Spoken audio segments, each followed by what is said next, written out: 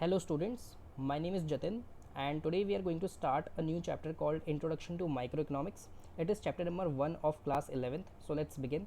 So the first topic in this chapter is the definition of economics. So what is economics? Let me write the definition first, then I will explain to you. Okay, पहले मैं definition को लिखता हूँ, उसके बाद मैं आपको explain करूँगा. So economics is a subject matter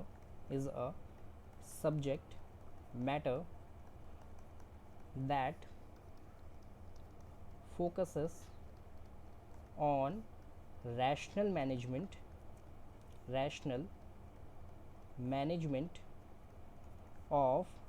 scarce resources in such a manner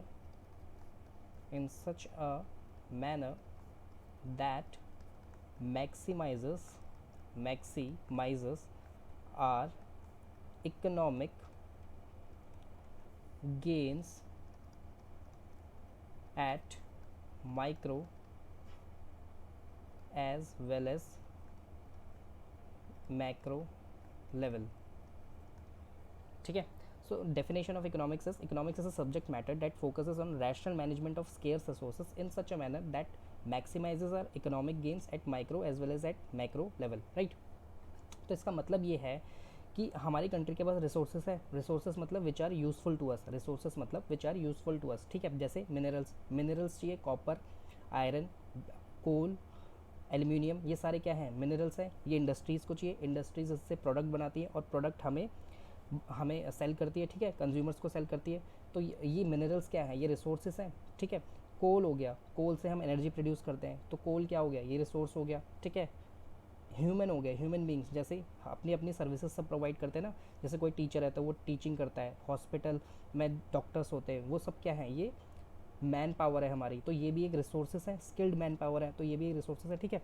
तो रिसोर्सेज मतलब which are useful to us. ठीक है. तो इन्हीं रिसोर्सेज का रैशनल मैनेजमेंट को, अब रैशनल मैनेजमेंट क्यों करना है? क्योंकि ये रिसोर्सेज लिमिटेड है. अब जैसे कि कोई भी कंट्री के पास अनलिमिटेड अमाउंट ऑफ मिनरल्स नहीं हो सकते. कोई भी कंट्री के पास unlimited amount of food production नहीं कर सकता कोई भी कंट्री. ठीक है. अब जैसे इंडिया है.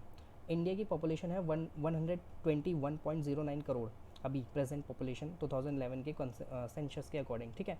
तो इतनी सारी पॉपुलेशन को फीड करना limited amount of food production से ईजी नहीं है. तो हम क्या करते हैं? हम बाहर से भी इंपोर्ट करते हैं और जिन कंट्रीज़ को चाहिए उनको एक्सपोर्ट भी करते हैं. अफ्रीकन कंट्रीज़ को या ये नीचे साउथ ईस्ट एशिया कंट्रीज़ को हम बहुत सारा फूड जो है वो एक्सपोर्ट भी करते हैं. क्यों? क्योंकि उनके पास उतना प्रोडक्शन नहीं है. वैसे ही हम इंपोर्ट भी करते हैं. तो ये सब क्या है? ये सब रैशनल मैनेजमेंट है. क्यों? क्योंकि रिसोर्सेस लिमिटेड है. ठीक है. हमारी कंट्री इतना ज़्यादा फूड प्रोडक्शन नहीं कर सकती कि पूरी पॉपुलेशन को सेटिस्फाई कर दे. पॉपुलेशन तो बढ़ती भी रहेगी लेकिन मिनरल्स जैसे हो गए, फूड हो गया, ये सब क्या है? लिमिटेड है. ठीक है. तो इन्हीं लिमिटेड रिसोर्सेस को रैशनली मैनेज करना पड़ता है. ठीक है. इसकी स्टडी को इकोनॉमिक्स कहते हैं. ये कौन स्टडी करता है? कौन सा सब्जेक्ट स्टडी करता है? Economics as a subject study करता है. ठीक है. So it focuses on rational management of scarce resources. Scarce means limited. Scarce, let me write, means limited. ठीक है. In such a manner that maximises our economic gains at micro as well as macro level. अब ये micro क्या है? Micro means simply individual level को हम micro level कहते हैं और मैक्रो लेवल कहते हैं हम नेशनल लेवल को. जब हम एज एन एग्रीगेट पूरा कंट्री की बात करते हैं तो हम उसको मैक्रो कहते हैं और इंडिविजुअल की जब हम बात करते हैं तो उसको हम माइक्रो कहते हैं. ठीक है. तो आई होप आपको इकोनॉमिक्स की डेफिनेशन समझ में आ गई होगी. Now let's move on to next topic. So the next topic is causes of economic problem. अब ये इकोनॉमिक प्रॉब्लम्स क्या हैं और इनके कारण क्या हैं, कॉजेस क्या हैं? देखो पहले तो कॉजेस समझ लो, फिर मैं आपको बताता हूँ इकोनॉमिक प्रॉब्लम्स किसको कहते हैं. कॉजेस क्या हैं इकोनॉमिक प्रॉब्लम्स के? First, economic resources are limited. अभी मैंने आपको एक्सप्लेन किया कि हमारे पास जितने भी रिसोर्सेस हैं, जितने भी काम की चीज़ें हैं वो लिमिटेड हैं. चाहे वो मिनरल्स हो, चाहे वो फूड हो, चाहे वो मैन पावर हो, स्किल्ड मैन पावर हो, ये सब क्या है? लिमिटेड है. तो आप लिखोगे इसमें natural resources, first of all which what kind of resources are limited. पहले तो नेचुरल रिसोर्सेज में क्या आ गया आपका, लैंड आ गया। अब ज़मीनें जो हैं, ज़मीन जो है वो हर कोई अपना घर नहीं बना सकता, ठीक है। आपको कितने सारे इन्वायरमेंटल इश्यूज़ होते हैं एक लैंड को, लैंड या कंस्ट्रक्शन साइट में कंस्ट्रक्ट करने के लिए, ठीक है। तो लैंड इज़ लिमिटेड, लैंड हो गया। एयर, ठीक है, good quality of air is not abundant in our atmosphere, ठीक है, वैसे ही CO2 का लेवल बढ़ रहा है, ठीक है। और मिनरल्स, मैंने आपको बता ही दिया मिनरल्स क्यों नेचुरल हैं, क्योंकि वो रॉक से आते हैं, ठीक है। तो जो चीज़ नेचर हमें प्रोवाइड करती है उनको हम नेचुरल रिसोर्सेज कहते हैं। तो लैंड, एयर, मिनरल, ये सब क्या है, नेचर ने हमको दिए हैं, ठीक है। और फॉरेस्ट, जैसे डिफॉरेस्टेशन हो ही रहा है, जगह जगह पेड़ कट के कंस्ट्रक्शंस हो रही हैं, गुड़गांव को ही देख लो आप, ठीक है। तो ये सारे रिसोर्सेज क्या हैं, लिमिटेड हैं, ठीक है। तो ये पहला एक कारण है। दूसरा, second is human wants are unlimited, human wants are unlimited, ठीक है। अब ह्यूमन क्या है, एज अ ह्यूमन हमारी टेंडेंसी है कि हमारी वांट्स अनलिमिटेड है। अगर आज मेरे पास गाड़ी आ भी जाए, ठीक है, मान लो मैंने वैगनर खरीद ली, तो नेक्स्ट मेरी डिमांड क्या होगी कि मैं एक उससे हायर प्रीमियम लेवल की गाड़ी खरीद लूँ, या होंडा सिटी पे जाऊँगा, फिर होंडा सिटी आएगी, उसके बाद मेरी डिमांड और बढ़ जाएगी। तो जैसे डिमांड्स आर नेवर एंडिंग, इसका मतलब ये है कि humans demands are never ending, ठीक है। तो ये एक लाइन आप लिख सकते हो, human gate satisfied by consuming goods and services goods and services but new demands keeps on increasing, very simple, no need to explain, ठीक है। नाउ थर्ड पॉइंट क्या है प्रॉब्लम का, एक तो हमारे पास रिसोर्स लिमिटेड है, ठीक है, पहला प्रॉब्लम यही है, ठीक है। रिसोर्स लिमिटेड में भी मैं कुछ पॉइंट्स लिख लूँ, एक सेकेंड, जैसे इसका मैंने कुछ लिखा नहीं ना, तो यहाँ भी लिखना है आपको भी ये, natural resources are limited in comparison या in relation to their demand, मतलब जितनी उनकी डिमांड है उसके हिसाब से वो उतने सफिशिएंट नहीं है in relation to their demand. अब जैसे लैंड सबको चाहिए, सबको अपना अपना घर बनाना है, लेकिन लैंड तो लिमिटेड ही है ना। और जैसे जैसे आपकी पॉपुलेशन बढ़ेगी, ठीक है, तो एयर क्वालिटी भी डिटोरिएट होगी, क्यों, क्योंकि पॉपुलेशन बढ़ेगी, ठीक है। और उतना ही ज़्यादा जो है वो रिसोर्सेज को यूज़ करेंगे। अब रिसोर्सेज को यूज़ करेंगे मतलब इंडस्ट्रीज़ उनका प्रोडक्शन ज़्यादा कर रही है, अब इंडस्ट्रीज़ प्रोडक्शन ज़्यादा करेंगे तो वो एमिट भी करेंगी harmful gases. So air quality in a way deteriorate होगी कि नहीं होगी, ठीक है। और एक एग्जांपल समझो, ह्यूमन पॉपुलेशन को फीड करना है, अब फीड करने के लिए अब जैसे आप पंजाब में देखते ही हो, ठीक है, पराली जलाते हैं इस टाइम पे, तो वो भी क्या है, ये इन्वायरमेंट को डिटोरिएट कर रहा है, good quality of air deteriorate हो रही है, ऑक्सीजन का अमाउंट कम है वैसे ही, ठीक है, और CO2 बढ़े जा रहा है, ठीक है। मिनरल्स वही same reason, growing human population, ठीक है। और फॉरेस्ट का भी सेम ही रीज़न है कि ग्रोइंग ह्यूमन पॉपुलेशन की वजह से भाई सबको पेड़ काटने हैं और उसकी जगह पे अपना या तो बिज़नेस बनाना है या घर बनाना है, ठीक है। Minerals, unlimited supply of minerals is not there in India, ठीक है। अब या तो अब मिनरल्स निकाल लो, ठीक है, रॉक से, या फिर आपको इंपोर्ट करना पड़ेगा, जैसे हम करते भी हैं जापान से, ठीक है। So in relation to the demand लिख दिया मैंने एक्सप्लेनेशन के चक्कर में, एंड हाँ बस इतना, एक लाइन बहुत है। थर्ड पॉइंट है आपका, रिसोर्सेस हैव ऑल्टरनेट यूजेस। अब रिसोर्सेज के ऑल्टरनेट यूजेस भी हैं। अब जैसे मैंने लैंड खरीद तो ली, लेकिन अब मेरे पे ये डाउट है कि मैं उस लैंड में अपना बिजनेस बनाऊं या अपने लिए घर बनाऊं, ठीक है। तो ये रिसोर्स है, जैसे लैंड रिसोर्स है, तो ये प्रॉब्लम क्या आ गई, मेरे पास डाउट आ गया ना कि या तो मैं इसमें अपना घर बनाऊं या तो मैं अपना बिजनेस इसमें खड़ा करूं, ठीक है। तो रिसोर्सेज हैव ऑल्टरनेट यूजेस, तो ये भी एक प्रॉब्लम राइज होगी ना, डाउट आ गया मेरे मन में। तो यहाँ लिखोगे the resources are not only scarce means limited, scarce in supply, but also have alternate uses. For example, a land could be used to construct a hospital,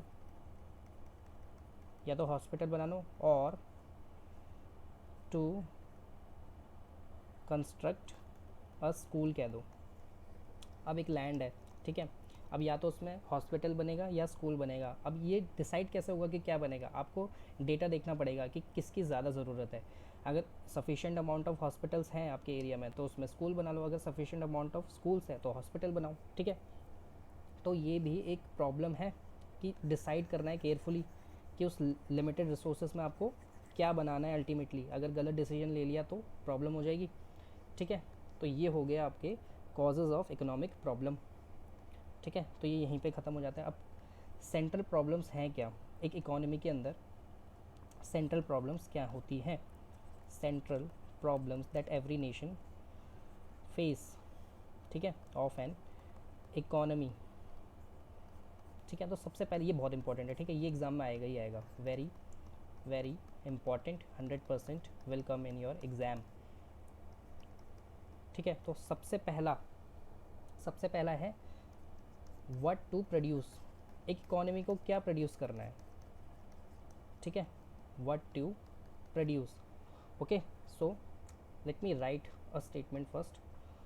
so it is a problem of choosing what to produce and in what quantity, ठीक है। अभी मैं explain करता हूँ इसको ढंग से। देखो, हमारी गवर्नमेंट है, ठीक है, गवर्नमेंट हमसे टैक्स कलेक्ट करती है, मतलब गवर्नमेंट के पास पैसा आता है, ठीक है। अब गवर्नमेंट के पास वो पैसा आ गया, अब उस पैसे से गवर्नमेंट को ये डिसाइड करना होता है कि अब इन पैसों से हमें करना क्या है।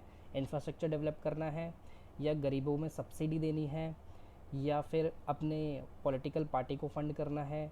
मतलब ये सारा जो बजट से रिलेटेड इशू है, ठीक है, कितना पैसा कहाँ भेजना है, क्या किस चीज़ के प्रोडक्शन के लिए भेजना है, इंडस्ट्रीज़ को कितना मिलना चाहिए, ठीक है। तो ये क्या है, हमें क्या प्रोड्यूस करना है। अब जैसे किसी देश में फूड की बहुत ज़्यादा कमी है, जैसे अफ्रीकन कंट्रीज़ में बहुत ज़्यादा फूड क्राइसिस चलते हैं, ठीक है। तो यूएन जो है अपने मतलब फूड सप्लाई करता है डिफरेंट कंट्रीज से। तो अफ्रीकन गवर्नमेंट को क्या ध्यान देना है कि हमारा ज़्यादा से ज़्यादा पैसा कहाँ जाना चाहिए, फूड प्रोडक्शन में जाना चाहिए। फूड प्रोडक्शन का मतलब उनको फार्मर्स को एम्पावर करना है, फर्टिलाइज़र्स देने हैं, उनको इरिगेशन फैसिलिटीज़ देनी है ताकि फूड का प्रोडक्शन हो। इंडिया में अभी ऐसी कोई फूड क्राइसिस नहीं आया, 1960s में था लेकिन अभी नहीं है। तो इंडिया अभी इतना ज़्यादा फूड पे खर्चा नहीं करेगी, ठीक है। तो वो इंडस्ट्रीज़ को डेवलप करेगी। ऑब्वियसली इंडस्ट्रीज़ जो है हमारी क्राइसिस में है क्योंकि हमारा मैन्युफैक्चरिंग सेक्टर काफ़ी लो ही रहता है। तो अब हमारी गवर्नमेंट बेसिकली क्या डिसाइड करती है कि हम अपना सारा का सारा पैसा इंडस्ट्रीज़ को दें, ठीक है, ताकि वो हमारे लिए प्रोडक्ट्स बनाए जिससे हमारी कंट्री की इकोनॉमी ग्रो हो, ठीक है। तो ये प्रॉब्लम होती है of choosing what to produce and in what quantities, ठीक है। तो अब आप लिखोगे इसमें और for example an economy has to choose between food और डिफेंस इक्विपमेंट्स, ठीक है। क्या आपकी कंट्रीज़ को ख़तरा है बाकी कंट्रीज़ से? क्या वर्ल्ड वॉर मतलब क्या कोई कंट्री आपके ऊपर अटैक कर सकती है? अगर कर सकती है तो आप डिफेंस में ज़्यादा पैसा दोगे, ठीक है, डिफेंस प्रोडक्ट्स आप ज़्यादा मैन्युफैक्चर करोगे, ठीक है। और अगर आपकी कंट्री फूड क्राइसिस से जूझ रही है, ठीक है, आपकी कंट्री में फूड की कमी है, तो आप फूड में ज़्यादा पैसा दोगे, ठीक है, ताकि उसका प्रोडक्शन हो पाए, ठीक है। लेकिन ऐसा नहीं कि आप अनलिमिटेड पैसा है आप दोनों में दे दोगे, ठीक है। आप डिफेंस इक्विपमेंट्स में भी बहुत ज़्यादा खर्चा कर दोगे और फूड में भी कर दोगे, ऐसा कुछ नहीं होता। यही तो प्रॉब्लम है कि इन दोनों में से सेलेक्ट करना है आपको कि आपको पैसा कहाँ देना है। तो वही इकोनॉमी डिसाइड करती है कि हमें जो पैसा आ गया है सिटीजन्स के टैक्स से उसको लगाना कहाँ है, किसकी प्रोडक्शन में हमें उस पैसे को लगाना है, ठीक है। This is the problem of what to produce. The next problem is how to produce. How to produce, ठीक है। अब आपने डिसाइड तो कर लिया कि आपको फूड उगाना है, लेकिन फूड कैसे उगाना है, या आपको मतलब आपको इंडस्ट्रीज़ को एम्पावर करना है, ठीक है, लेकिन कैसे करना है, ठीक है। तो अब ये है, ये this problem is related to choosing the technique of production. Technique of production, अब इसका मतलब क्या है, देखो, जिस कंट्री के पास ज़्यादा पॉपुलेशन है तो क्या उसको ज़्यादा मशीन्स का यूज़ करना चाहिए या ऐसे लेबर इक्विपमेंट्स का यूज़ उन्हें ज़्यादा करना चाहिए। देखो, अगर तो आपकी कंट्री के पास ज़्यादा पॉपुलेशन है, ज़्यादा लोग हैं, तो उन सबको काम भी चाहिए, ठीक है, उन सबको काम चाहिए, रोज़गार चाहिए, एम्प्लॉयमेंट चाहिए, एम्प्लॉयमेंट मतलब रोज़गार, ठीक है। तो आप मशीन्स का यूज़ डिले कर सकते हो, ठीक है। लेकिन अगर आपकी कंट्री जैसे यूएस है, वेल स्टैब्लिश्ड है, अनएम्प्लॉयमेंट की प्रॉब्लम इतनी नहीं है, तो आप क्या करोगे, आप मशीन्स का यूज़ ज़्यादा करोगे अपनी इंडस्ट्रीज़ में। क्यों? क्योंकि मशीन्स 10 लोगों का काम इकट्ठे कर देगी, ठीक है। मशीन जो होती है वो 10 लोगों का काम अकेले कर सकती है, ठीक है, और कम टाइम में, कम पैसे में भी कर सकती है, ठीक है। लेकिन अगर आपकी कंट्री में पॉपुलेशन ज़्यादा है, अनएम्प्लॉयमेंट की प्रॉब्लम बहुत ज़्यादा है, तो आप मशीन्स का यूज़ डिले करके ह्यूमन में ज़्यादा फोकस कर सकते हो, क्योंकि ह्यूमन से हमें काम लेना है, ठीक है। तो आप इसमें लिखोगे, जैसे एक खेत है यार, मान लो ये छोटा सा खेत है, ठीक है, इसमें 10 लोग लगे हुए हैं, ठीक है, कोई फर्टिलाइज़र डाल रहा है, किसी का काम उगाने का है, मतलब क्रॉप्स को प्लांट करने का, ठीक है, किसी का काम हार्वेस्टिंग का है, तो इसमें 10 लोग का एम्प्लॉयमेंट हुआ है। लेकिन मान लो अगर मैं इसमें ट्रैक्टर चला दूँ या मशीन फर्टिलाइज़र्स भी ले आऊँ, एक ही फार्मर इन 10 लोगों का काम कर दे, ठीक है, तो यहाँ आपने मशीन्स लगा दी, ठीक है, लेकिन इसने क्या करा, 10 लोगों को अनएम्प्लॉयड कर दिया कि नहीं कर दिया। जो 10 लोग हैं वो बाहर, मतलब बाकी जो 9 लोग हैं वो बाहर हो गए, ठीक है, तो ये अनएम्प्लॉयमेंट क्रिएट हो गई। तो अभी आप मशीन्स का यूज़ ना करो तो ज़्यादा बेहतर है, ठीक है। क्यों? क्योंकि अभी आपको अनएम्प्लॉयमेंट को ठीक करना है। लेकिन अगर मान लो इन 9 बंदों को भी कहीं और काम मिल जाता है तो आप मशीन का यूज़ कर सकते हो, ठीक है। बस यही एक छोटी सी प्रॉब्लम है, how to produce. This problem is related to the technique of production, ठीक है। तो यहाँ मैं लिखूँ एग्जाम्पल में, फॉर एग्जाम्पल choosing या selection between labor intensive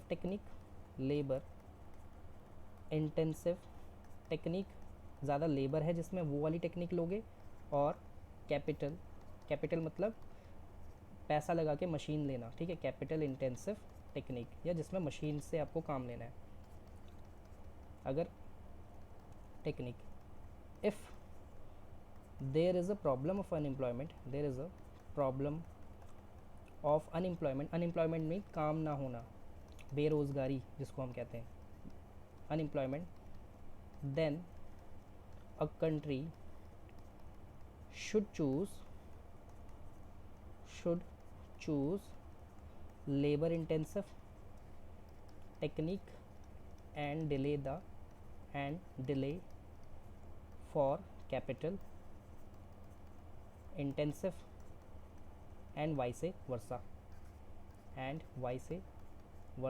If country is not suffering for unemployment, then it could use the capital intensive technique, मतलब machines का use कर सकती है वो, ठीक है। Next problem is for whom to produce, for whom to produce. Now this problem is concerned with the distribution of goods and services, ठीक है। अब आपको ये डिसाइड करना है कि आपको प्रोडक्शन किन के लिए करना है, ठीक है। अब हमारी कंट्री में इतने सारे पॉपुलेशन है, ठीक है, अब सबकी डिमांड्स पूरी करनी है, ठीक है। अब सबकी डिमांड्स पूरी करनी है और हमारी कंट्री में अनएम्प्लॉयमेंट भी ज़्यादा है, मतलब बेरोज़गारी ज़्यादा है, ठीक है। अब सबको काम भी देना है, अब सबको काम मिल गया, तो क्या उनको फेयर वेजेस मिल रहा है कि नहीं मिल रहा? देखो मेरी बात सुनो, जैसे जितने भी सारे गवर्नमेंट एम्प्लॉयज़ होते हैं, ये सारे गवर्नमेंट एम्प्लॉयज़ होते हैं, ये बेसिकली मिडिल क्लास फैमिली से होते हैं, मेजॉरिटी, ठीक है। गवर्नमेंट हमसे टैक्स कलेक्ट करती है, तो मतलब गवर्नमेंट के पास पैसा है। अब ये गवर्नमेंट का पैसा जाता है, जो गवर्नमेंट के पास पैसा है ना, ये गवर्नमेंट खर्च करती है मतलब गवर्नमेंट एम्प्लॉयज़ को सैलरी देने में, ठीक है। कोई अगर पब्लिक सेक्टर यूनिट्स में, मतलब गवर्नमेंट के इंडस्ट्रीज़ में वर्कर है, उनको सैलरी देने में, ठीक है, उनको वेजेस देने में, ठीक है, सैलरी या वेजेस देने में।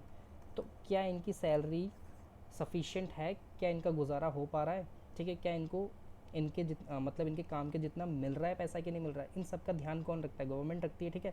तो ये भी गवर्नमेंट को डिसाइड करना है कि ये जो पैसा है ये सही जगह पहुंच रहा है कि नहीं पहुंच रहा है, ठीक है। अब जैसे कोई, अब ये तो गवर्नमेंट की बात रही, ठीक है।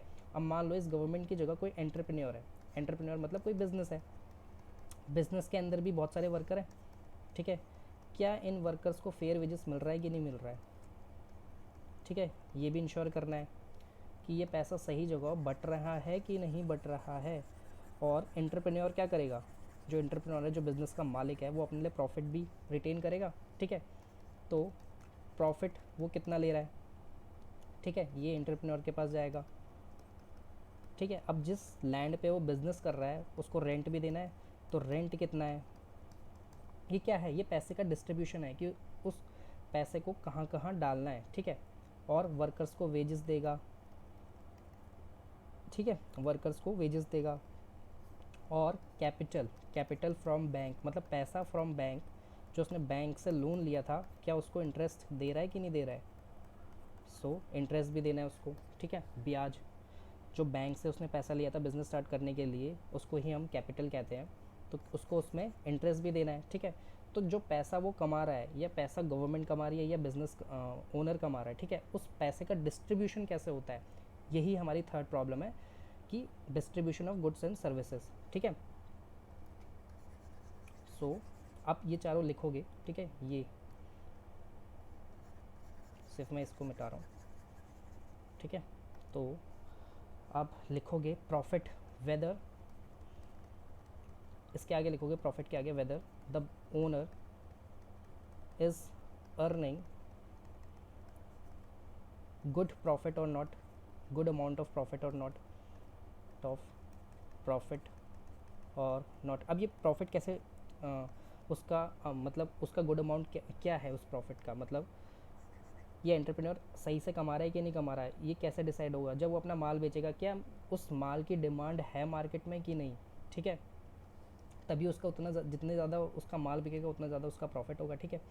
लैंड, ठीक है, उस लैंड का फेयर रेंट है कि नहीं, क्या वो ज़रूरत से ज़्यादा है या बहुत ही कम है, ठीक है। वर्कर्स को फेयर वेजेस मिल रही है कि नहीं मिल रही, वेदर, यहाँ लिख रहा हूँ मैं, whether they are getting fair wages और नॉट। मतलब ऐसा तो नहीं है कि बिज़नेस ओनर अपना प्रॉफिट ज़्यादा रखने के लिए वर्कर की वेजेस कम कर रहा है, और नॉट। और most important, whether he is paying interest on his debts or not, whether the owner is paying his interest or not, क्या उसके पास इतना पैसा बच रहा है कि वो जो बैंक से लोन लिया है उसका इंटरेस्ट दे पा रहा है कि नहीं, ठीक है, और नॉट, ठीक है। तो ये सारी चारों कंडीशन फुलफिल होनी चाहिए, तभी हम कहते हैं कि उसका बिज़नेस अच्छा चल रहा है। तो यही the same applies for the government also, ठीक है। गवर्नमेंट भी लोन लेती है, IMF से लेती है या बाहर की किसी कंट्री से लेती है, बैंक से लेती है, ठीक है। गवर्नमेंट भी अपने बिजनेस चलाती है पब्लिक सेक्टर यूनिट्स में, गवर्नमेंट को भी रेंट देना होता है, ठीक है। गवर्नमेंट भी प्रॉफिट अर्न करती है जो गवर्नमेंट के पास ही जाता है, ठीक है। तो क्या ये ढंग से हो रहा है कि सबको सब कुछ मिल रहा है कि नहीं मिल रहा है, या सफिशिएंट अमाउंट में मिल रहा है कि नहीं मिल रहा है? तो ये भी हमारी थर्ड प्रॉब्लम में आता है, फॉर होम टू प्रोड्यूस, ठीक है। प्रॉफिट किसको जाएगा? एंटरप्रेन्योर को। लैंड के लिए रेंट जाएगा, वर्कर्स को वेजेस मिलेंगी, और जो बैंक को है वो इंटरेस्ट मिलेगा, ठीक है। तो इन सारी डिमांड्स को फुलफिल करने के लिए ही हम प्रोड्यूस करते हैं। सो it is the third problem. Now the next topic is production possibility frontier frontier, very very important.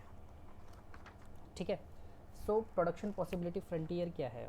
अब देखो ये है, it shows the capacity of an economy to produce.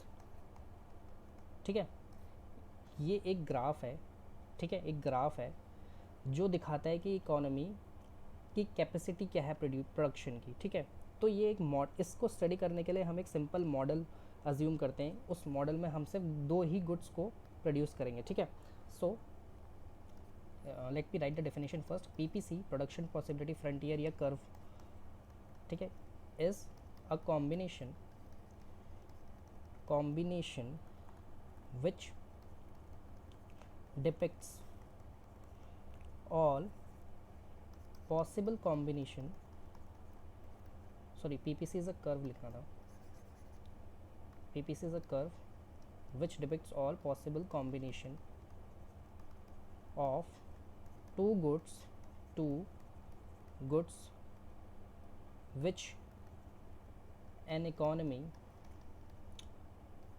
ये टू गुड्स हमने सिर्फ अज्यूम किया है। ठीक है, ताकि हमारा मॉडल सिंपल रहे और हम उसको अच्छे से स्टडी कर पाएँ। अभी आपको और अच्छे से समझ में आएगा। In which an economy can produce with the available technology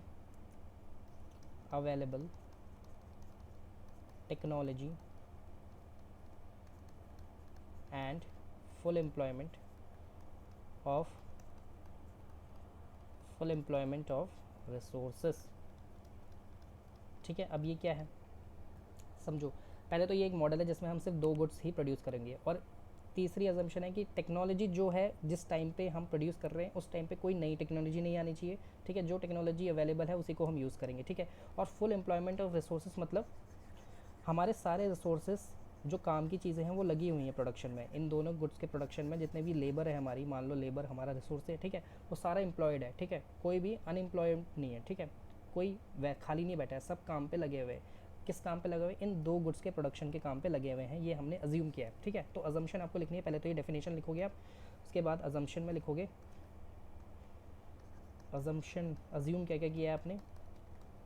resources are given, ठीक है, रिसोर्सेज जितने उस टाइम पे हम प्रोड्यूस कर रहे हैं, मतलब उस टाइम पे जितने भी रिसोर्सेज हैं सिर्फ उतने ही रहने चाहिए। ठीक है, गिवन या फिक्स्ड। तो सबसे पहली ऑप्शन आपने ये ली है, resources are fully and efficiently employed. ठीक है, जितने भी रिसोर्सेज हैं वो सब काम पे लगे हुए हैं। ठीक है, कोई खाली नहीं बैठा है।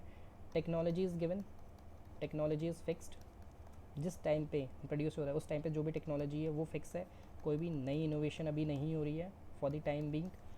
एंड बस ये तीन ही अजम्पशन काफ़ी हैं। ठीक है, अब मान लो हम क्या प्रोड्यूस कर रहे हैं, जो दो गुड्स हमने लिए हैं, अजम्पशन पे ही चल रहा है ये पूरा मॉडल, बस हमको समझने के लिए कि प्रोडक्शन पॉसिबिलिटी कर्व होता क्या है। ठीक है, एक इकोनॉमी कैसे डिसाइड करती है कि हमें क्या प्रोड्यूस करना है क्या नहीं करना है। ठीक है, सो इसीलिए हम टू गुड्स को मैंने अज्यूम किया है। ठीक है, for the simplicity, why we have assumed only two goods for simplicity. तो मान लो, अब मैं नेक्स्ट पेज पे जाता हूँ। ठीक है, मैं दो गुड्स मैंने लिए हैं, वीट, या तो मैं वीट प्रोड्यूस करूँ या और लिख रहा हूँ, या टैंक्स मतलब फाइटर जो टैंक्स होते हैं। ठीक है, तो मान लो वीट मेरा है, पहले क्या था, पहले 0 था। ठीक है, फिर मैंने 1 यूनिट का वीट प्रोड्यूस किया, फिर 2 यूनिट वीट प्रोड्यूस किया, फिर 3, फिर 4, फिर 5। ठीक है, मान लो 5 यूनिट तक मैंने वीट प्रोड्यूस कराए। ठीक है, इसको टन्स में ले लो, इन टन्स, 5 टन का मैंने वीट प्रोड्यूस कराया। अब या फिर मैं क्या प्रोड्यूस करूँ, टैंक्स। अब कैसे करोगे, देखो जब मेरे सारे रिसोर्सेस लगे हुए हैं काम पे, तो अगर मैंने 5 यूनिट्स वीट का प्रोड्यूस किया है तो मतलब मेरे सारे के सारे रिसोर्सेज वीट प्रोडक्शन में लगे हुए थे। ठीक है, लेकिन अगर अब मुझे टैंक का भी प्रोडक्शन करना है, तो क्या मुझे वीट के प्रोडक्शन से कुछ रिसोर्सेज लेने नहीं पड़ेंगे, क्योंकि सारे के सारे रिसोर्सेज लगे हुए हैं, हमने असम्पशन में ली हुई है। ठीक है, अब अगर मुझे टैंक्स प्रोड्यूस करना है, ठीक है, तो क्या मुझे वीट के प्रोडक्शन में जो रिसोर्सेज या लेबर लगी हुई है उसको वापस बुला के टैंक के प्रोडक्शन के लिए बुलाना नहीं पड़ेगा, ठीक है। जब बुलाऊंगा तो मान लो अगर उसने सारे का सारा टैंक ही प्रोड्यूस कर दिया 15, इन सब का समेशन कर लो यार, 1+2+3+4+5=15, ठीक है। मैं बताऊंगा ये कैसे बनाते हैं, पहले आप समझो बस, ठीक है। मान लो 15 टैंक्स प्रोड्यूस हुए तो वीट का प्रोडक्शन ज़ीरो हुआ, मतलब यहाँ मैक्सिमम तो यहाँ ज़ीरो, यहाँ मैक्सिमम तो यहाँ ज़ीरो, मान लो सारे के सारे टैंक से प्रोड्यूस हो गए, सारे के सारे लेबर यहाँ ही लग गई, ठीक है। अब मान लो वीट, अब मुझे वीट की ज़रूरत पड़ेगी, खाने की ज़रूरत तो पड़ेगी ना, तो मान लो मैंने वीट 1 यूनिट जब प्रोड्यूस किया तो टैंक का प्रोडक्शन मुझे 14 करना पड़ेगा। क्यों? क्योंकि कुछ लेबर जाएगी वहाँ पे वीट में, सारे रिसोर्सेस एम्प्लॉयड है, कुछ खाई ले नहीं बैठा है, ठीक है। अगर मुझे 1 यूनिट वीट का प्रोड्यूस करना है, 1 टन वीट प्रोड्यूस करना है, तो टैंक से कुछ लेबर हट के वीट के लिए जाएगी, ठीक है। लेकिन फिर भी मेरा टैंक का प्रोडक्शन 14 पे है और वीट मैंने 1 टन का यूनिट प्रोड्यूस करा है, ठीक है। अब मान लो मुझे और वीट चाहिए, मान लो मुझे और वीट चाहिए, क्योंकि मान लो पॉपुलेशन बढ़ रही है, पॉपुलेशन बढ़ रही है, ज़्यादा लोग आ गए तो ज़्यादा वीट भी चाहिए, तो 2 टन का वीट मुझे प्रोड्यूस करना है, तो क्या मुझे लेबर हटानी नहीं पड़ेगी और टैंक से, ठीक है। तो अब टैंक का प्रोडक्शन कितना होगा, मान लो 14 - 2 12 कर लो, ठीक है। अब बस इसको समझो कि एक चीज़ को प्रोड्यूस करने के लिए दूसरे की प्रोडक्शन हमें कम करनी पड़ेगी, ठीक है, क्योंकि लेबर दोनों जगह प्रेजेंट नहीं हो सकती सारी की सारी। कुछ लेबर ने तो छोड़ दिया ना, जो पहले 15 टैंक बना रहे थे वहाँ से कुछ लेबर हट के, कुछ लेबर कुछ रिसोर्सेज भी अपने साथ ले गए, हट के वीट के प्रोडक्शन में चली गई, ठीक है। उसके बाद हमें वीट और चाहिए, वीट और चाहिए तो मतलब टैंक का प्रोडक्शन और कम होगा, ठीक है। तो देखो अब टैंक 14 यूनिट प्रोड्यूस हो रहा है, ठीक है। फिर हमें वीट और चाहिए, तो अब देखो टैंक का प्रोडक्शन और कम होगा, ठीक है, क्योंकि और लेबर वहाँ से वहाँ जाएगी, ठीक है। तो ऐसे करते करते 12 - 3, ठीक है। अब मान लो वीट का प्रोडक्शन जब 3 टन का हुआ, 3 टन का हुआ, तो अब टैंक का प्रोडक्शन और कम होगा कि नहीं होगा, ठीक है, बिल्कुल होगा। 12 - 3 = 9, ठीक है। नाउ वीट का प्रोडक्शन 4 टन का हो गया, अभी के लिए एज्यूम कर लो 4 टन, ठीक है। तो टैंक का प्रोडक्शन और कम हो जाएगा। अब टैंक कितना हुआ, 5, 9 - 4 = 5, ठीक है। अब सारा का सारा मैंने वीट में डाल दिया लेबर, ठीक है। जितनी भी लेबर टैंक में थी पहले, वो सारी लेबर वीट में चली गई, वीट के प्रोडक्शन में चली गई। तो अब अब टैंक के लिए कुछ कोई भी लेबर नहीं है, कोई भी रिसोर्स नहीं है, तो टैंक का प्रोडक्शन अब ज़ीरो हुआ, ठीक है। तो अब यहाँ से क्या समझे, अब यहाँ से ये समझे कि हम को चूज़ करना पड़ता है दो गुड्स के बीच में से, कि हमें क्या चीज़ चाहिए, दो गुड्स में से हमें कितना गुड 1 चाहिए, कितना गुड 2 चाहिए, ठीक है। अगर हमें गुड 1 की प्रोडक्शन बढ़ानी है तो गुड 2 की प्रोडक्शन कम करनी पड़ेगी, ठीक है। अपॉर्चुनिटी कॉस्ट देनी पड़ेगी उसकी, ठीक है। मान लो आपको दोनों ही सेम अमाउंट में नहीं मिल सकता, अगर आपको ये गुड 1 ज़्यादा चाहिए तो गुड 2 की प्रोडक्शन कम, गुड 2 ज़्यादा चाहिए तो गुड 1 की प्रोडक्शन कम, ठीक है, क्योंकि लेबर इधर उधर जाएगी, ठीक है। सारे लेबर काम पे लगे हुए हैं, या तो इसको उगा लेंगे या तो इसको उगा लेंगे। अगर इसको उगाना है ज़्यादा तो इसकी प्रोडक्शन कुछ कम करनी पड़ेगी, ठीक है, ऑब्वियसली कम होगी, जो 2-3 लेबर उठ के यहाँ चली गई। और इसको बढ़ाओगे तो इसकी प्रोडक्शन और कम, और बढ़ाओगे और कम, और बढ़ाओगे और कम, ऐसे ऐसे करते करते आप दोनों गुड्स का कॉम्बिनेशन बना लिया आपने, ठीक है। तो हम इसको अब ग्राफ में प्लॉट करेंगे, ठीक है। तो let me plot this into the graph. Graph में कहाँ बनाऊँ यार, इसको मिटाना पड़ेगा मुझे थोड़ा सा, ठीक है। आई होप आपको समझ में आ ही गया होगा, ईजी है। सो मान लो ये वाई एक्सिस है, this is why axis and this is x axis, ठीक है। वाई एक्स, जिसका प्रोडक्शन बढ़ रहा है ना आपकी टेबल को, उसको आप एक्स एक्सिस में रखो। तो मेरा प्रोडक्शन वीट का बढ़ रहा है ना, तो मैं वीट को एक्स एक्सिस में रखूँगा, ठीक है। और मेरा प्रोडक्शन जो वाई टैंक्स का है वो कम हो रहा है ना, तो टैंक्स को मैं वाई एक्सिस का रखूँगा, जस्ट फॉर दी सिंप्लिसिटी आप ऐसे ही रखोगे, ठीक है। तो आपका देखो टैंक में आपको किन किन यूनिट्स की ज़रूरत पड़ेगी, 15 की पड़ेगी, 14 की पड़ेगी, 12 की पड़ेगी, 9 की पड़ेगी, 5 की पड़ेगी, 0 की पड़ेगी, ठीक है। तो मान लेते हैं 0, 3 का मान लें क्या, हाँ 3 का मान सकते हैं। मैंने टैंक्स लिखा हुआ है, बस यहाँ मैं मिटा रहा हूँ, 3 यहाँ से 0, 6, 9, 12 एंड 15, ठीक है। यहाँ पे टैंक्स है मेरा वाई एक्सिस में। वीट का क्या है, वीट का स्केल आप लोगे 1 सिंपल ले लो, 2, 3, 4 एंड 5, ठीक है। तो प्लॉट करो, जब वीट का ज़ीरो था तो वीट का ज़ीरो था तो टैंक का आपका 15 था, तो यहाँ कहीं होगा, देखो पिंक पॉइंट में देखो, वीट 1 यूनिट प्रोड्यूस किया तो टैंक का प्रोडक्शन कम होगा, ऑब्वियसली कम होगा क्योंकि लेबर अब वहाँ से वहाँ जाएगी, ठीक है। तो आपका यहाँ कहीं 14 होगा और 1 पे यहाँ होगा, ठीक है। वैसे आप सबको प्लॉट करो, 2 पे 12 और ज़्यादा वीट का प्रोडक्शन करना है तो 3 पे कहाँ है 9, 4 पे 5 और यहाँ पे 0। देखो आपका ग्राफ कुछ ऐसा बनेगा, ठीक है, ये कर्व बनेगा अंदर की तरफ ऐसे, ठीक है, मैंने प्लॉटिंग में दिख नहीं रहा होगा लेकिन ऐसा कुछ बनेगा आपका ग्राफ, ठीक है। इसी को हम कहते हैं production possibility curve, PPC curve. अब इस PPC की प्रॉपर्टी हमें पढ़नी है इसको और समझने के लिए, ठीक है, तो इसकी प्रॉपर्टीज़ पढ़ लेते हैं। Properties of PPC.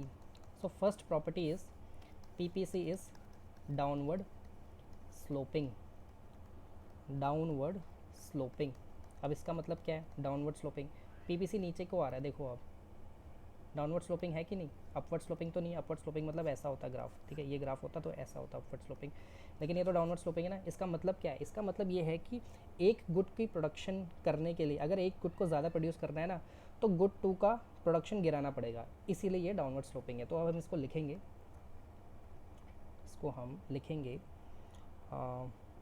कैसे लिखेंगे, फॉर दी फॉर, पहले तो लिखो PPC slopes downwards because more of one good could be produced, एक गुड का ज़्यादा प्रोडक्शन तभी होगा when resources are withdrawn from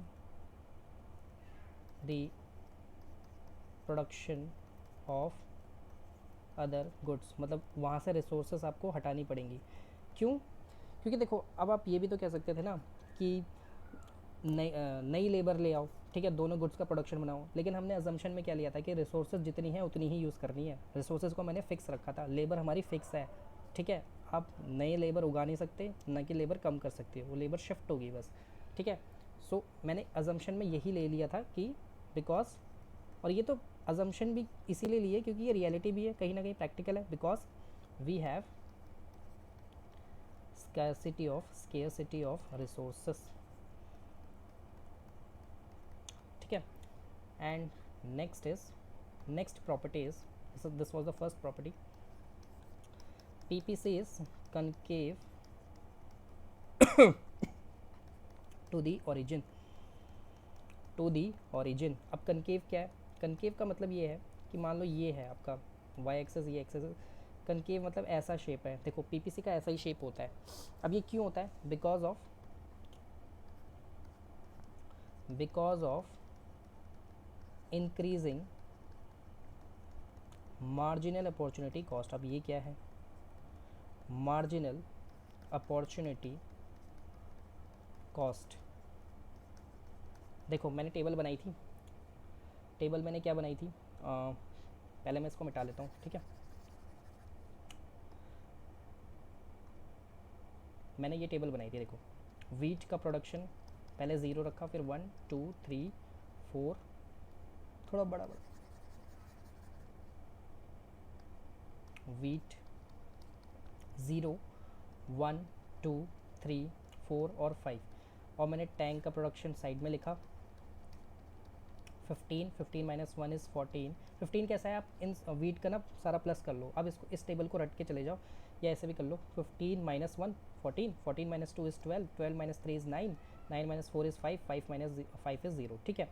अब ये मार्जिनल अपॉर्चुनिटी कॉस्ट क्या है, तो सबसे पहले आप समझो अपॉर्चुनिटी कॉस्ट का मतलब क्या है, मैंने मिटा दिया उसको।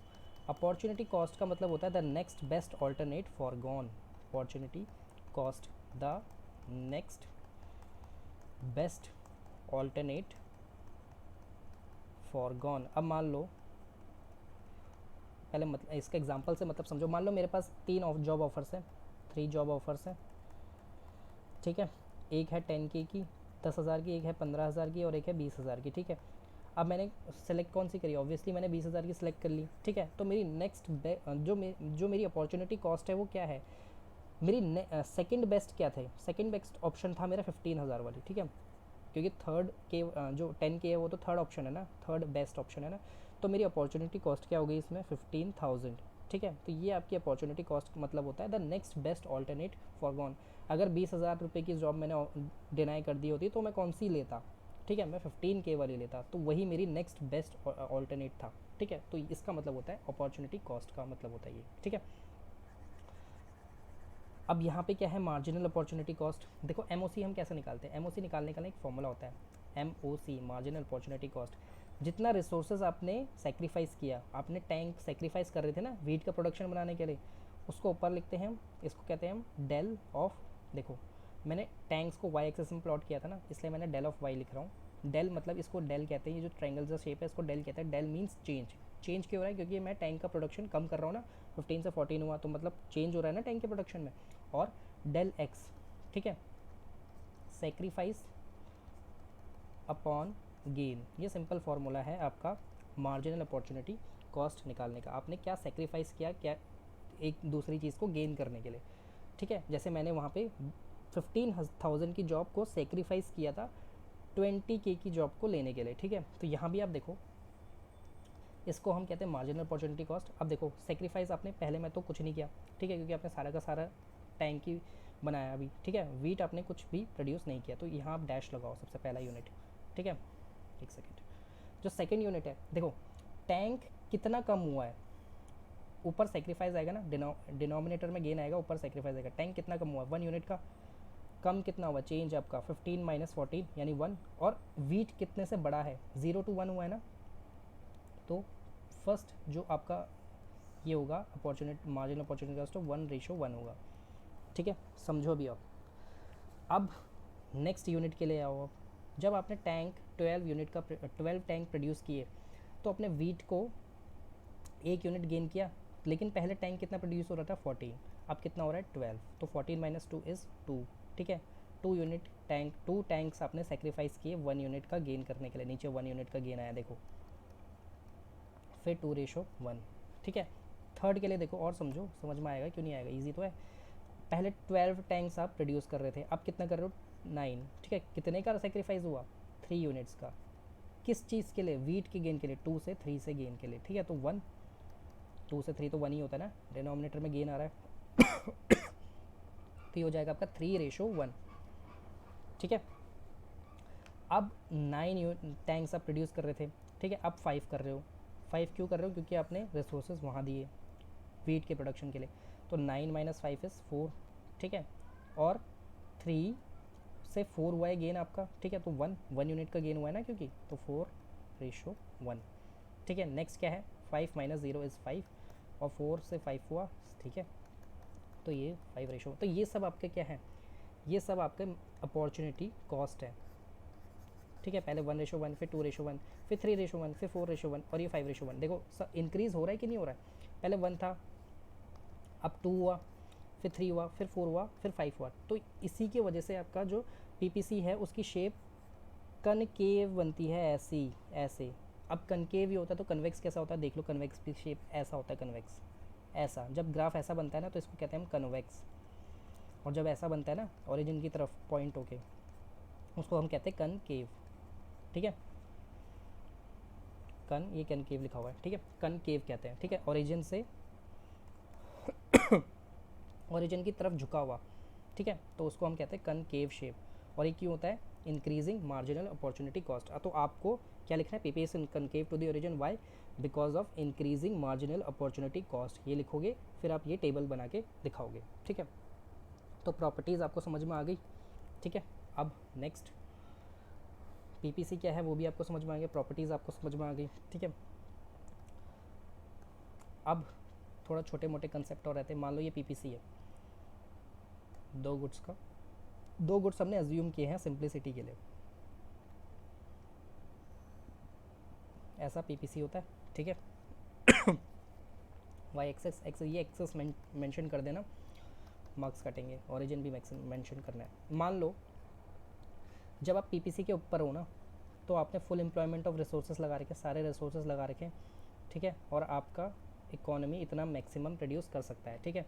तो ये जो जितने भी सारे पॉइंट थे जो अपने प्लॉट भी किए थे, ये सारे क्या हैं, फुल एम्प्लॉयमेंट ऑफ रिसोर्सेस हैं, ठीक है। सारे रिसोर्सेस काम पे लगे हुए हैं, एम्प्लॉयमेंट ऑफ रिसोर्सेस है। तो मतलब ये क्या है, ये एक नेशन की मैक्सिमम कैपेसिटी है, मैक्सिमम कैपेसिटी है कि नेशन इतना तो कम से कम प्रोड्यूस कर सकता है, इससे ज़्यादा नहीं कर सकता, ठीक है।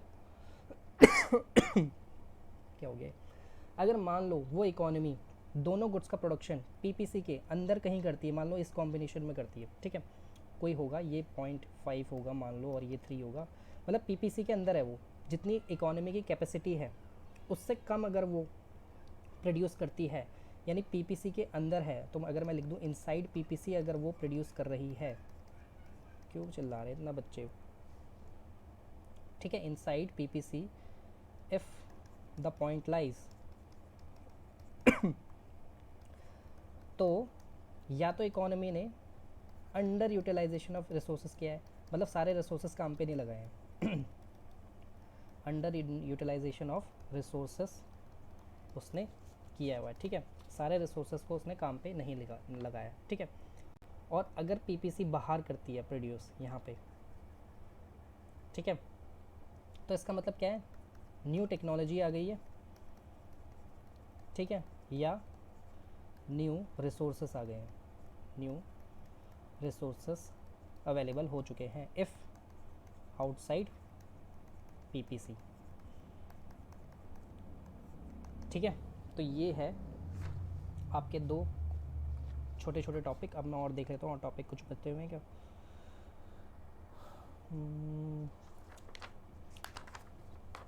शिफ्ट बचा हुआ है, ठीक है, मैं दोबारा इसको रिपीट कर देता हूँ। अगर वो पीपीसी आपकी दिखा रही है कि एक कंट्री कितना मैक्सिमम उसकी कैपेसिटी क्या है, उतना वो प्रोड्यूस कर सकती है अपने सारे रिसोर्सेज को लगा के, ठीक है।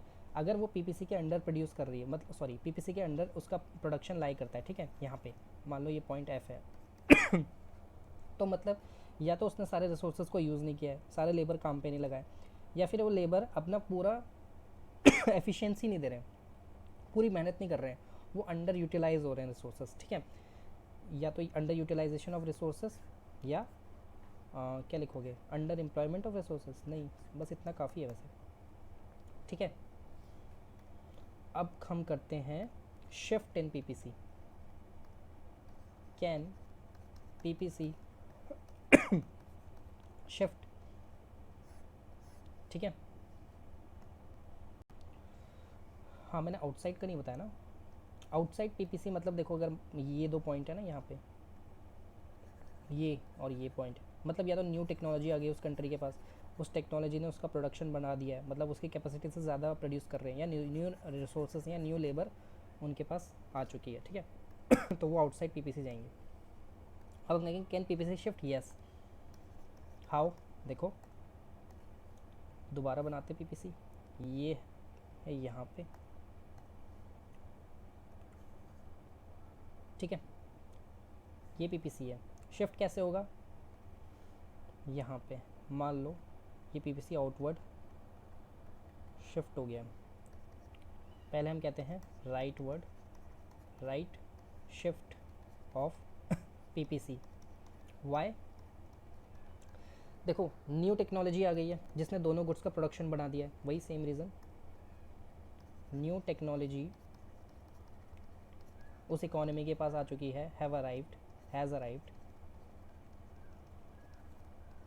which increases the production of both the goods, या तो ये रीज़न है, ठीक है। अब वो शिफ्ट लेफ्टवर्ड भी करेगी, नेक्स्ट है लेफ्टवर्ड, लेफ्टवर्ड भी तो शिफ्ट कर सकती है ना पीपीसी, वो कर्व, वो कब होगा, जब दोनों गुड्स का प्रोडक्शन कम हो जाएगा, ठीक है, it will shift leftward when production of both the goods both the goods will fall. How? देखो, या तो आपदा आ गई, कोई नेचुरल कैलेमिटी हो गई, डिज़ास्टर आ गया, फ्लड आ गया जिसने आपके सारे टेक्नोलॉजी रिसोर्सेज तोड़ दिए, डिस्ट्रॉयड रिसोर्सेज, ठीक है। जैसे वो डैम बन रहा था ना उत्तराखंड में, धौलीगंगा रिवर के ऊपर, ठीक है। अब उस डैम के लिए लगे हुए थे लेबर, ठीक है। वो लेबर नेचुरल नंदा देवी का पहाड़ टूटा और वो सारे लेबर को बहा के ले गई, ठीक है। तो अब जो वो लेबर प्रोड्यूस करती, ठीक है, उससे कम ही अब प्रोडक्शन होगा क्योंकि अब लेबर की कमी होगी, ऐसे एग्जांपल दे दिया, ठीक है। तो मतलब नेचुरल कैलामिटी की वजह से रिसोर्सेज जो हैं वो डिस्ट्रॉय हो चुके हैं, तो वो प्रोडक्शन दोनों गुड्स का ही कम हो जाएगा, ठीक है। तो ये रीज़न हो गया। या फिर आपने कोई पुरानी टेक्नोलॉजी यूज़ कर ली, obsolete use of obsolete technology, use of obsolete technology, ठीक है। पुरानी टेक्नोलॉजी यूज़ करने से आपका दोनों गुड्स का प्रोडक्शन गिर गया, ठीक है। नेक्स्ट है, दो और तरीके से शिफ्ट होता है पीपीटी। ये पीपीटी ओरिजिनल है, ठीक है, ऐसे भी तो शिफ्ट हो सकता है। ये रोटेशन बोलते हैं इसको, ठीक है, रोटेशन ऑफ पीपीसी। अब ये कब होगा? Y X, when it will happen, when, देखो ये पीपीसी जो है राइटवर्ड शिफ्ट हो रहा है, राइटवर्ड रोटेट हो रहा है, ठीक है, लेकिन वाई अभी भी यही है, ठीक है। अब ये पीपीसी राइटवर्ड क्यों शिफ्ट हो रहा है? क्योंकि देखो एक्स का प्रोडक्शन बढ़ गया ना, जो नीचे एक्स एक्सेस में जो भी गुड था एक्स गुड, उसका प्रोडक्शन बढ़ गया। मतलब when production of X rises in comparison to Y, कोई नई इनोवेशन हो गई एक्स के गुड के लिए, ठीक है, नई इनोवेशन हो गई new, due to the arrival of new innovation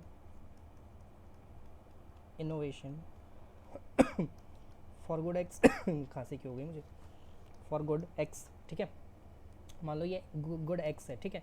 अब इसके लिए कोई नई टेक्नोलॉजी आ गई जिसने इसका प्रोडक्शन तो बढ़ा दिया, लेकिन वाई का उतना नहीं बढ़ाया, वाई का भी बढ़ाया है लेकिन उतना नहीं बढ़ाया जिसके इस कंपैरिजन में, एक्स के कंपैरिजन में, ठीक है, एक्स का ज़्यादा बढ़ा है, ठीक है। वाई का भी मैक्सिमम उतना ही है, ठीक है। नेक्स्ट है leftward shift, leftward rotate, sorry leftward rotation.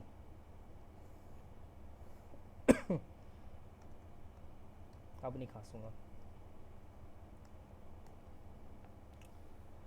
ये है आपका वाई एक्सेस, ये है आपका एक्स एक्सेस, ठीक है। ये है आपका original PPC,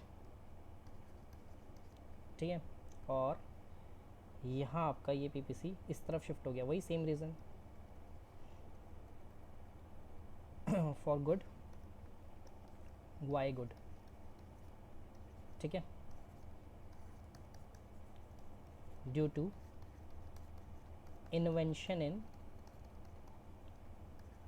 the production of good Y, मतलब वाई गुड के लिए यहाँ पे जो गुड है उसके लिए कोई नई टेक्नोलॉजी आ गई या उसकी कोई इन्वेंशन हो गया, रिसोर्सेज ज़्यादा हो गई, तो वो वाई का प्रोडक्शन बढ़ा देंगे in comparison to good X, ठीक है। तो लेफ्टवर्ड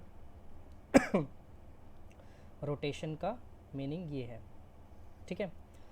तो with this we have done all the topics of this chapter, ठीक है। एक डिफरेंस है, last topic, difference between micro and micro economics, micro and macro economics. देखो ये जो डेफिनेशन है ना, इसका डिफरेंसेस बहुत ज़्यादा है, बड़ा है, ठीक है। ये बुक से करो आप, फ्रॉम बुक, मैं मतलब समझा देता हूँ इसका, ठीक है। माइक्रो मतलब होता है individual, at individual, when we study a unit at individual level. Macro meaning होता है एट नेशनल लेवल या एग्रीगेट लेवल, एग्रीगेट मतलब इकट्ठा, ठीक है। मान लो मुझे किसी इंडिविजुअल का कंजम्पशन पैटर्न पता करना है एक महीने का, ठीक है, at a given period of time, एक महीने का टाइम में मेरे को उसका कंजम्पशन पैटर्न पता करना है कि वो कितना कंज्यूम फूड कंज्यूम कर रहा है, कितना क्लोथ कंज्यूम कर रहा है, ठीक है। और भी अगर मैं उस इंडिविजुअल को स्टडी कर रहा हूँ तो वो मेरा माइक्रो लेवल में आता है, माइक्रो मतलब स्मॉल, ठीक है। लेकिन अगर मैं पूरे नेशन को स्टडी कर रहा हूँ तो इसमें इंडिविजुअल ही नहीं आएगा, इंडिविजुअल आएगा, सोसाइटी भी आएगी, ठीक है। अगर मैं एक कॉलोनी, एक सोसाइटी को स्टडी कर रहा हूँ तो वो भी माइक्रो लेवल में आएगा। ये नहीं कि इकट्ठा हो गया तो वो मैक्रो में डाल दो। मैक्रो का मतलब होता है बहुत बड़े लेवल में, एट इंडिया एट लार्ज, ठीक है। इंडिया कैसा होता है, ऐसा होता है इंडिया,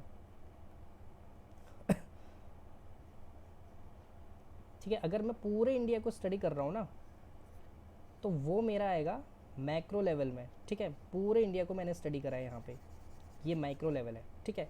लेकिन अगर मैं एक डिस्ट्रिक्ट या एक सोसाइटी, ठीक है, या एक रीजन या एक स्टेट को मैं स्टडी कर रहा हूँ तो ये मेरा सब किस में आता है, माइक्रो लेवल में आता है, ठीक है। और मैक्रो लेवल में मैंने collection of all the states मैंने स्टडी करा है। तो मैं बताऊँ इस कंट्री का इतना एक्सपोर्ट है, इस कंट्री का इतना एक्सपोर्ट है, इम्पोर्ट है, ठीक है। इस कंट्री ने इतना कंज्यूम किया है, इस कंट्री में फूड क्राइसिस इतना है, ठीक है। तो ये सब क्या है, ये मैक्रो लेवल का है। जब मैं कंट्री को स्टडी कर रहा हूँ, कंट्री का कंजप्शन पैटर्न बता रहा हूँ, कंट्री का प्रोडक्शन पैटर्न बता रहा हूँ, ठीक है, कंट्री का डेटा मैं दे रहा हूँ, तो ये मैक्रो लेवल में मैंने स्टडी करके दिया हुआ है, ठीक है। माइक्रो लेवल क्या है, मैंने सोसाइटी का डेटा दिया है, मैंने सोसाइटी के कंजम्पशन पैटर्न बनाया, मैंने सोसाइटी का बिहेवियर पैटर्न बताया, ठीक है। तो ये सब क्या है मैक्रो माइक्रो लेवल में आता है, ठीक है। इंडिविजुअल स्मॉल यूनिट को जब मैं स्टडी करता हूँ, ठीक है, ये बेसिक डिफरेंस है। अब आपको इसका डिफरेंस जो है वो आपकी जो भी बुक है उससे आपको लर्न करना है। 3 पॉइंट्स हैं इसके अंदर, तीनों आपको लर्न करना है, ठीक है। अब बुक मैं आपको कौन सी रिकमेंड करूँगा इसके लिए, T R Jain, micro economics के लिए बेस्ट बुक जो जिससे मैंने भी पढ़ाई की थी जब मैं 12th में था, ठीक है।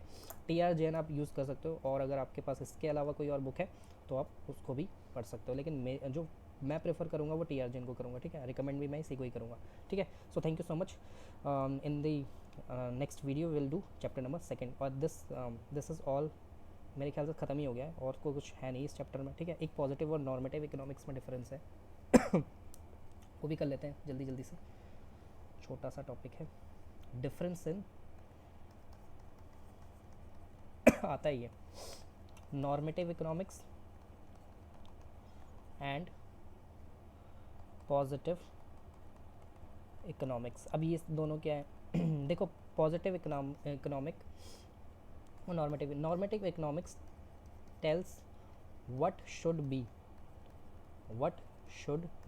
मतलब ये बताता है कि क्या होना चाहिए। जैसे पोवर्टी शुड बी रिड्यूस, गरीबी दूर करनी चाहिए कि नहीं करनी चाहिए, बिल्कुल करनी चाहिए। पोवर्टी शुड बी रिड्यूस्ड या एलिमिनेटेड, ठीक है। इन्फ्लेशन, महंगाई, इन्फ्लेशन को हम क्या कहते हैं, महंगाई, should be reduced. Inflation should be control, लिखो, शुड बी कंट्रोल्ड, ठीक है। सो ये हमारा क्या है, social welfare should be maximise, social welfare, समाज का विकास मैक्सिमाइज करना है, शुड बी मैक्सिमाइज्ड, ठीक है। तो जो नॉर्मेटिव इकोनॉमिक्स है वो आंसर किसका करता है, क्या होना चाहिए, और पॉजिटिव इकोनॉमिक्स क्या आंसर करता है, positive economics what actually is, reality क्या है, व्हाट इज़, ठीक है। मतलब corrupt, there is a corruption in India, ये बता रहे हैं ना, there is a huge corruption in India, ठीक है। There is poverty in India, poverty in India, ठीक है, बता रहा है, फैक्ट दे रहा है, डिटेल दे रहा है, ठीक है। तो ये सब क्या होता है, पॉजिटिव इकोनॉमिक्स स्टडी करता है, ठीक है। और क्या लिख सकते हो आप देयर इज़ क्या लिखोगे, drinking water crisis in India, फिर भी एक फैक्ट दे रहा है ना, डेटा दे रहा है आपको, drinking water crisis in India, ठीक है। तो ये जब फैक्ट की आप बात करोगे तो वो पॉजिटिव इकोनॉमिक्स के अंदर आता है। और जब आप ये बताओगे कि क्या होना चाहिए, ठीक है, इंप्रूवमेंट की आप जब बात करोगे तो वो नॉर्मेटिव इकोनॉमिक्स के अंदर आता है। अब 3 टाइप की इकोनॉमीज़ और हैं, वो भी इसी में है कि नहीं मैं देख रहा हूँ, एक बारी रुक जाओ।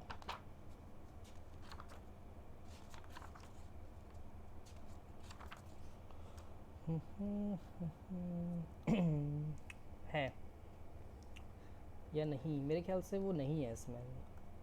मिक्स्ड इकॉनमी, मार्केट इकॉनमी, देखो मार्केट इकॉन 3 टाइप की इकोनॉमीज़ होते हैं, 3 टाइप्स ऑफ इकोनॉमीज़, आ गया तो देख लेना, वैसे है मेरे ख्याल से। मार्केट इकॉनमी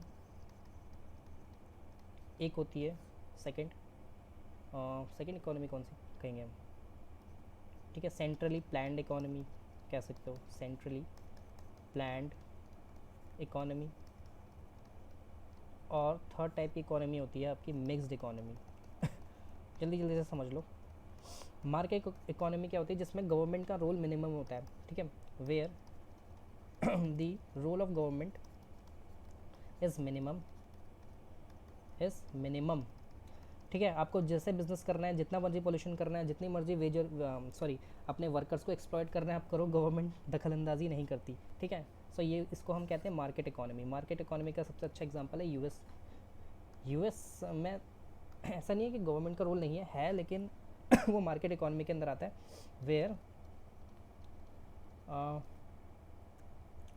क्या लिखोगे, फोर्सेस ऐसे कहते हैं ना, where problems are central problems, जो इकोनॉमिक प्रॉब्लम्स थी ना, what to produce, how to produce and for whom to produce, problems are solved by demand, जब by forces of demand and supply, मतलब जितनी मार्केट में डिमांड है उस हिसाब से सप्लाई करनी है। बम्पर सप्लाई भी हो सकती है, डेफिशिएंट सप्लाई भी हो सकती है, ये सब मार्केट अपने आप डिसाइड करेगी, सरकार बीच में नहीं कूदेगी। और एक टाइप दूसरी टाइप की इकोनॉमी होती है जिसमें यूएस आता है मार्केट इकोनॉमी में, जिसमें होता है रशिया आता है, जिसमें रशिया और चाइना, सेंट्रली प्लान्ड इकोनॉमी, मतलब सब कुछ गवर्नमेंट डिसाइड करती है, where the role of government is maximum, मतलब गवर्नमेंट आपको बताएगी कि कितना प्रोडक्शन होना चाहिए, गवर्नमेंट आपको बताएगी कि कितना आपको डिस्ट्रीब्यूशन करना है, वेजेस कितने देनी है लेबर को, ये बहुत अच्छी बात भी है, ठीक है। रशिया देख लो आप, ठीक है, गवर्नमेंट ही वहाँ सारा लम्बरिंग का काम देखती है, ठीक है, गवर्नमेंट ही मेजरली जो डिफॉरेस्टेशन कितना होगा, ठीक है, किस एरिया को आपको काटना है, किस एरिया में घर बनाना है, ये सब काम गवर्नमेंट करती है वहाँ पे, ठीक है। क्यों करती है, ताकि सोसाइटी सोशल वेलफेयर हो सके, ठीक है, लोगों का विकास हो सके, क्योंकि अगर बिजनेसमैन को खुला छूट दे दोगे तो वो तो पेड़ ही पेड़ काट देंगे अपने प्रॉफिट के लिए, ठीक है, इतना ज़्यादा पॉल्यूशन क्रिएट कर देंगे, तो ये सोशल वेलफेयर के लिए बिल्कुल सही है, ठीक है, जहाँ गवर्नमेंट सब कुछ डिसाइड करती है। लेकिन ऐसा भी नहीं होना चाहिए कि फ्रीडम ऑफ स्पीच ही नहीं रहे, ठीक है। अब जैसे चाइना के अंदर क्या है, सारा सेंट्रली प्लान्ड है, मतलब उसका मीडिया भी गवर्नमेंट के अंदर है। अब जो चाइना के अंदर बुरी बातें हैं वो बाहर ही नहीं आ पाती, क्योंकि मीडिया को इतनी लिबर्टी नहीं है कि वो दिखाए, अगर मीडिया को दिखाएंगे बैन कर देगी वो, ठीक है। तो यहाँ पे फ्रीडम ऑफ स्पीच इतना नहीं होता, लेकिन सोशल वेलफेयर कुछ हद तक ज़्यादा होता है as compare to market economy, ठीक है। मिक्स्ड इकोनॉमी मतलब जिसमें बोथ मार्केट इकोनॉमी भी होती है, मतलब बिजनेस को थोड़ी बहुत छूट होती है, प्लस सेंट्रली प्लान्ड इकोनॉमी जैसे इंडिया, एक्चुअली प्लान्ड इकोनॉमी का भी रोल होता है, जैसे गवर्नमेंट का भी अच्छा खासा रोल होता है।